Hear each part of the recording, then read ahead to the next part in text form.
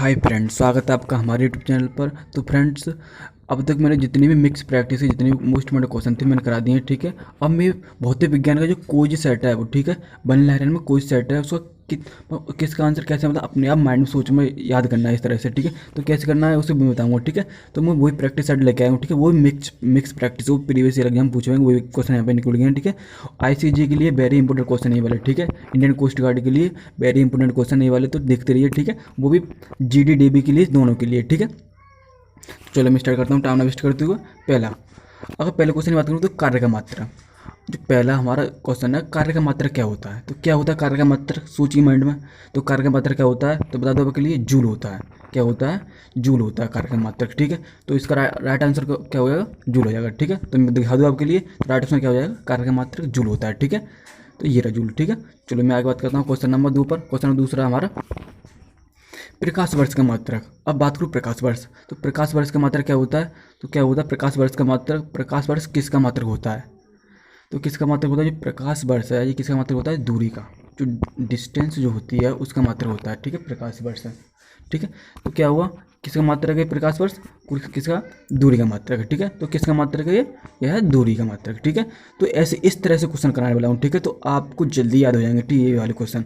ठीक है। पहले अपने माइंड सेट कर लिया, फिर मैं उसका आंसर एक्सप्लेन कर दूंगा। ठीक है, खोल दूंगा। ठीक है। अगला क्वेश्चन है क्वेश्चन नंबर 3 पर। क्वेश्चन तीसरा है हमारा, ल्यूमेन। अब बात करूँ ल्यूमेन, तो ल्यूमेन किसका मात्रक है। तो ल्यूमेन है वो किसका मात्रक होता है, तो बताओ। अगर वीडियो अच्छी लग रही है तो लाइक कर देना। ठीक है। वो इंडियन कोस्ट गार्ड के लिए वेरी इंपॉर्टेंट क्वेश्चन है ये वाले। ठीक है।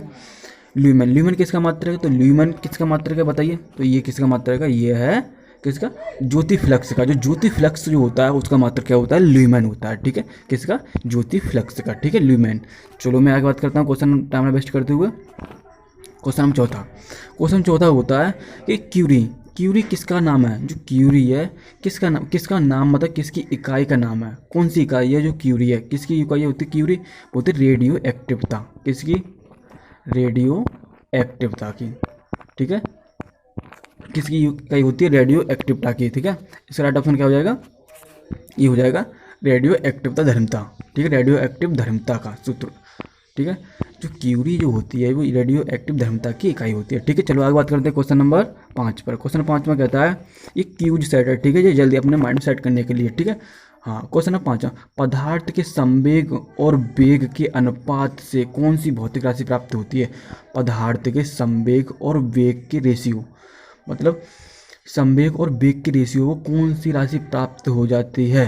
तो बताइए, संवेग की क्या, एम बी होता है संवेग। ठीक है। तो एम बी। ठीक है। वेग क्या होता है, मीटर पर सेकंड। तो बी होता है वेग। तो ठीक है।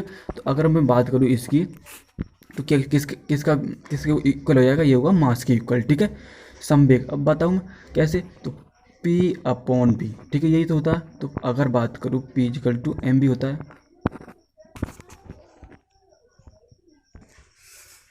ठीक है, तो P equal to M B तो ही है। ठीक है, P equal to M B होता है मास अपॉन ओ। और बिग का बिग, तो बिग से काटेंगे तो मास प्राप्त हो जाएगा, मास प्राप्त हो जाएगा, क्या प्राप्त हो जाएगा, द्रव्यमान प्राप्त हो जाएगा। ठीक है।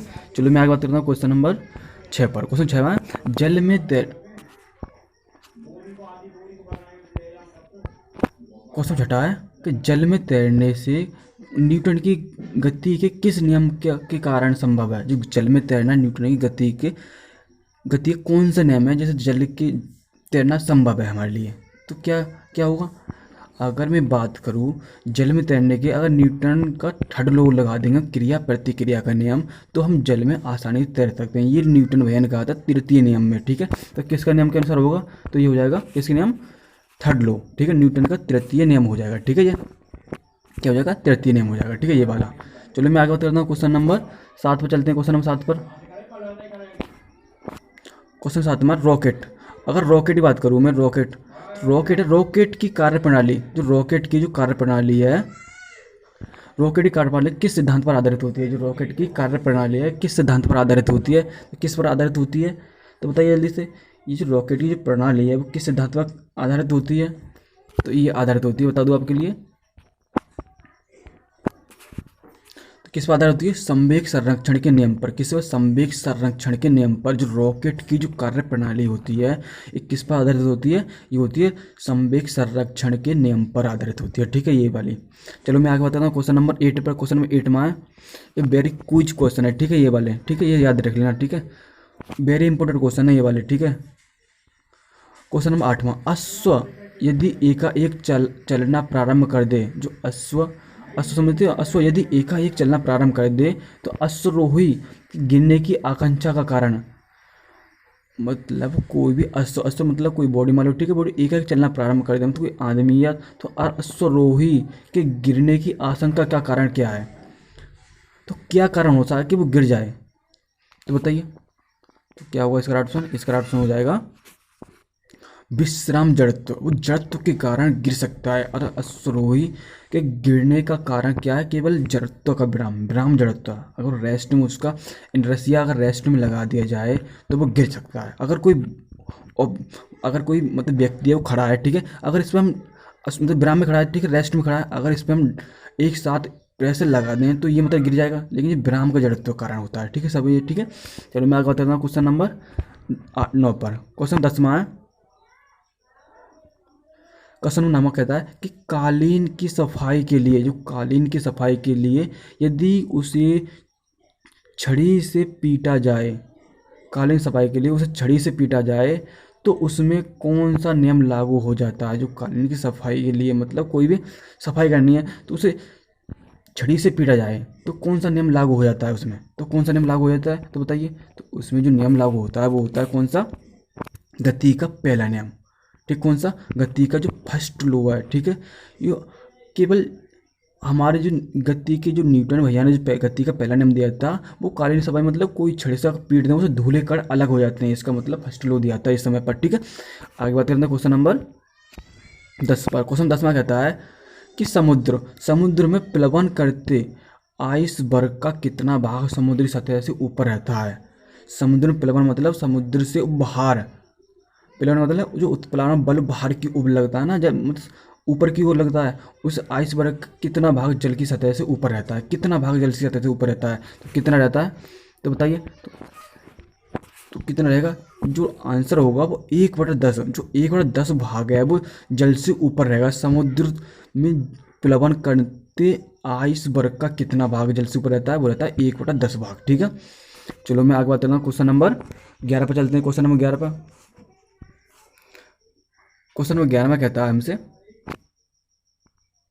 कि प्रकाश वोल्टी सेल के प्रयोग से सौर ऊर्जा का रूपांतरण करने के लिए किसका उत्पादन होता है?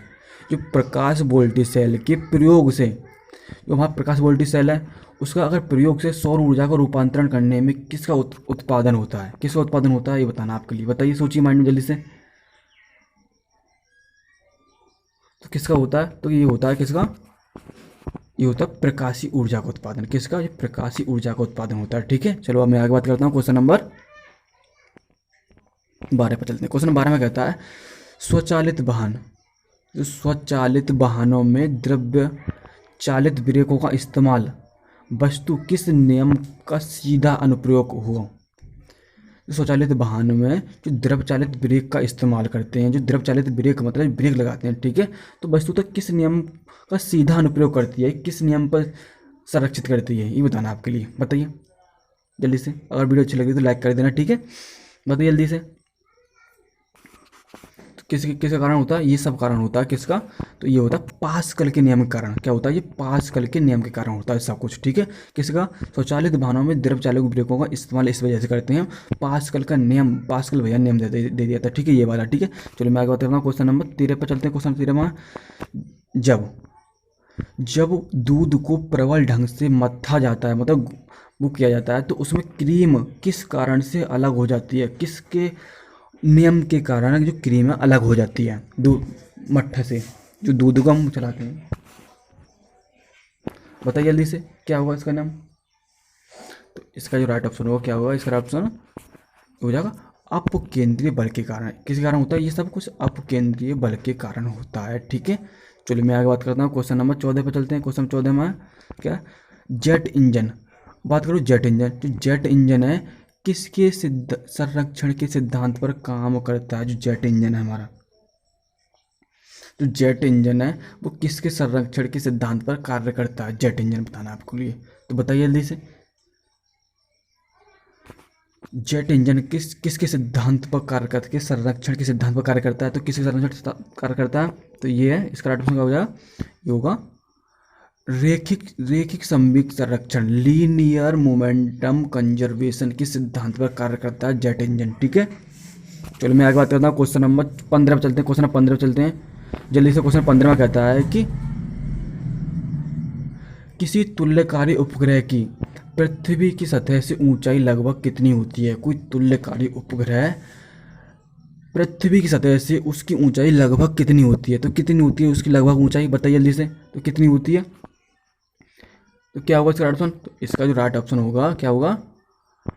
36,000 किलोमीटर। किसी तुल्यकारी उपग्रह की पृथ्वी की ऊंचाई से लगभग 36,000 किलोमीटर ऊंचाई पर होता है। ठीक, कोई तुल्यकारी उपग्रह पृथ्वी की ऊंचाई से। ठीक है, इसे याद रखना, वेरी इंपॉर्टेंट क्वेश्चन ये वाला। ठीक है, चलो मैं आगे बात करता हूँ। क्वेश्चन नंबर 16 पर चलते हैं। क्वेश्चन 16 में कहता है कि पृथ्वी के गुरुत्वाकर्षण का कितना भाग चंद्रमा के गुरुत्वाकर्षण से नजदीक है? पृथ्वी के गुरुत्वाकर्षण का कितना भाग चंद्रमा के गुरुत्वाकर्षण के सबसे नजदीक है? कितना भाग है? तो बताइए जल्दी से। तो कितना भाग होगा? सोचिए माइंड में जल्दी से, बताइए क्या होगा इसका ऑप्शन? क्या होगा इसका? तो इसका जो राइट ऑप्शन होगा क्या होगा? ये होगा 1/6 भाग। कितना होगा? तो 1/6 भाग होगा जो पृथ्वी के गुरुत्वाकर्षण का कितना भाग चंद्रमा की सतह से गुरुत्वाकर्षण के नजदीक होगा? 1/6 भाग। ठीक है, चलो मैं आगे बात करता हूँ। क्वेश्चन नंबर 17 पर। क्वेश्चन 17 में कहता है वर्षा की बूंद। वर्षा की बूंद का आकार गोलाकार किसके कारण होता है? जो वर्षा की जो बूंद है उसका जो गोलाकार होना किसका कारण है? किसका कारण है बताइए जल्दी से, बताइए, आंसर टाइप करिए जल्दी से, बताइए बताइए क्या होगा इसका ऑप्शन? तो क्या हुआ इसका जो ऑप्शन होगा क्या हुआ? पृष्ठ तनाव, सरफेस टेंशन के कारण होता है सब कुछ ये। ठीक है, वर्षा की बूंद का गोल होना सरफेस टेंशन के कारण होता है। ठीक है, अब मैं आगे बात करता हूँ क्वेश्चन नंबर 18 पर। क्वेश्चन नंबर 18 में कपूर के छोटे छोटे टुकड़े जल की सतह पर क्यों नाचते हैं? इसका कारण बताइए। जो कपूर के छोटे छोटे टुकड़े हैं ये जल की सतह पर क्यों नाचते हैं, ये बताना आपके लिए, बताइए जल्दी से। तो क्या होगा इसका ऑप्शन? तो इसका जो राइट ऑप्शन होगा क्या होगा? पृष्ठ तनाव के कारण, जो सरफेस टेंशन के कारण कपूर के छोटे छोटे टुकड़े जल की सतह पर नाचते हैं। ठीक है, इसे याद रखना, वेरी इंपॉर्टेंट क्वेश्चन है ये। इंडियन कोस्ट गार्ड में पिछली बार पूछा गया था। ठीक, कपूर छोटे टुकड़े जल की सतह पर क्यों नाचते हैं? वो सरफेस टेंशन के कारण नाचते हैं। ठीक है, चलिए मैं आगे बात करूँगा। क्वेश्चन नंबर 19 पर चलते हैं। क्वेश्चन 19 में है कि पानी में लोहे की सुई डूब जाती है। पानी में जो लोहे की सुई होती है वो डूब जाती है लेकिन जहाज तैरता है। तो यह किसका सिद्धांत है? अगर पानी में जो सुई होती है इतनी पतली वो डूब जाती है लेकिन जहाज तैरता है, क्या कारण है ऐसा? किसी कारण होता है ये सब कुछ? तो किसी कारण होता है? तो ये होता है किसी कारण? आर्किमिडीज के सिद्धांत के कारण। क्या होता है? ये होता है आर्किमिडीज का सिद्धांत। आर्किमिडीज की सिद्धांत, आर्किमिडीज भाई ने बताया था कि पानी में सुई डूब जाती है लेकिन जितना एरिया अधिक होगा उतना ही वॉल्यूम, मतलब बोलते ना प्रेशर अपॉन वॉल्यूम, जितना वॉल्यूम अधिक होगा प्रेशर उतना ही कम लगेगा, ये ध्यान रखना। ठीक है, तो उसका वॉल्यूम अधिक है इस वजह से उसका प्रेशर कम है, उसका दबाव कम लग रहा है, इस वजह से बड़ा जहाज है उसका एरिया ज़्यादा होगा तो इस वजह से वो तैर लेता है। ठीक है, इस वजह से। चलो मैं आपको बताता हूँ क्वेश्चन नंबर 20 पर। क्वेश्चन 20 में कहता है आर्किमिडीज का नियम किससे संबंधित है? जो आर्किमिडीज का नियम है वो किससे संबंधित है, किस सिद्धांत से संबंधित है? तो बताइए, जो आर्किमिडीज का नियम है वो किससे संबंधित है? तो ये संबंधित है किससे? पिलामन का नियम। जो पिलामन का नियम है वो इससे संबंधित है। ठीक है, पिलामन के नियम से संबंधित है। किससे? आर्किमिडीज का नियम। ठीक है, तो आज के लिए मैं इतना ही 20 क्वेश्चन रखूँगा। ठीक है, 20 क्वेश्चन मैंने आज के लिए करा दिए, 20 क्विज सेट करा दिए। ठीक है, इस क्विज के मैंने 20 क्वेश्चन करा दिए। ठीक है, वेरी इंपॉर्टेंट क्वेश्चन है ये। क्वेश्चन वेरी इंपॉर्टेंट, आपको बहुत लाभ पहुंचाएंगे। ठीक है, बहुत मतलब वेरी इंपॉर्टेंट क्वेश्चन समझ ही लो आप। ठीक है, पहला नंबर तो वो प्रीवियस ईयर एग्जाम के तो ले ही रखिए, टाइप भी करता हूँ मैं हमेशा। ठीक है, जितने भी क्वेश्चन अभी तक कराए हर वीडियो में प्रीवियस ईयर एग्जाम के कराए मैं। ठीक है, तो आज के लिए मैं इतना रखूँगा। Thank you. अब वीडियो अच्छी लगी तो लाइक कर देना और शेयर करना, चैनल को सब्सक्राइब कर लेना। ठीक है, तो चलो ठीक है।